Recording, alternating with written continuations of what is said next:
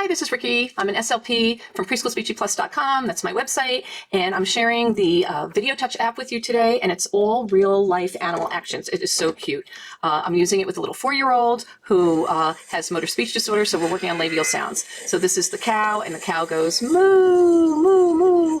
A cow says moo, a cow says moo, a cow says moo, moo, moo. There's different videos on each animal picture. The next one I'm going to show you is pigs. So we have pigs eating. Here comes pig. Oink, oink, oink. Oink, oink, oink. And of course I have Peppa. Here comes Peppa Pig. Peppa Pig. Great for phrasing, for co-articulation. And the last one I'm going to show you is Puppy. And my little girl just got a new little puppy, so this is just perfect. Purple Puppy. We work on that a lot.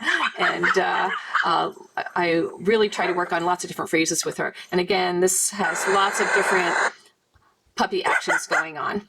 Hope you like this video. Thanks for watching.